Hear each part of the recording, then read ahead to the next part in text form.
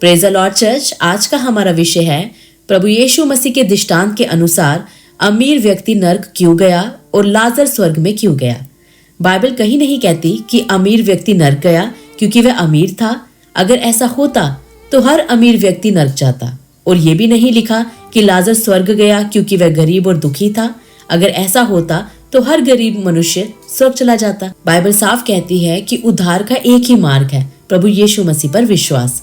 Romeo 10:9 और 10 में लिखा है, यदि तू अपने मुंह से अंगीकार करे कि प्रभु यीशु मसीह है और अपने मन में विश्वास करे कि परमेश्वर ने उसे मरे हुओं में से जिलाया तो तू उद्धार पाएगा। और इफिसियों 2:8 और 9 कहती है, अनुग्रह ही से तुम्हारा उद्धार हुआ है विश्वास के द्वारा, और ये तुम्हारी ओर से नहीं, ये परमेश्वर का दान है। तो प्रियो, इसका मतलब है कि उद्धार ना तो अमीरी से मिलता है और ना ही गरीबी से, केवल मसीह पर विश्वास से।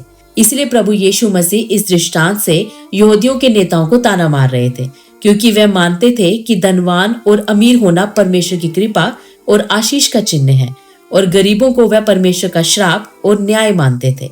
प्रभु यीशु ने दिखाया कि स्वर्ग और नर्क का फैसला धन या गरीबी से नहीं होता, बल्कि दिल की दशा और परमेश्वर के प्रति आज्ञाकारिता से होता है।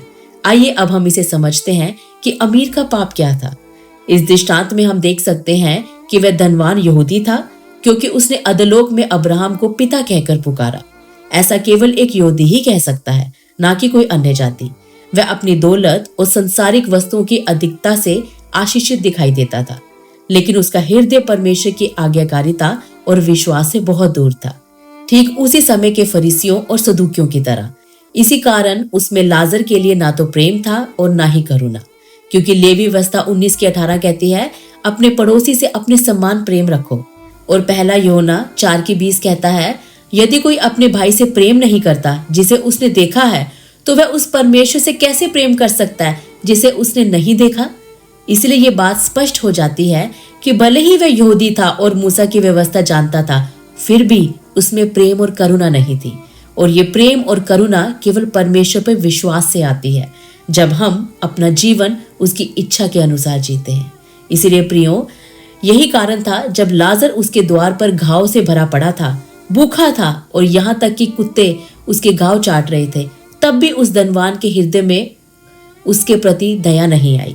इसीलिए हम देख सकते हैं कि उस धनवान में परमेश्वर पर विश्वास, करुणा और प्रेम की कमी थी। यही बात हमें प्रभु यीशु के वचनों से मिलती है, जैसा कि मत्ती 25:42 और 43 में लिखा है, क्योंकि मैं भूखा था और तुमने मुझे भोजन न दिया, मैं प्यासा था तुमने मुझे पानी न दिया, मैं परदेसी था और तुमने मुझे अपने घर में ठहराया नहीं, मैं नंगा था तुमने मुझे कपड़े नहीं पहनाए, मैं बीमार और बंदी गृह में था और तुम मुझसे मिलने न आए।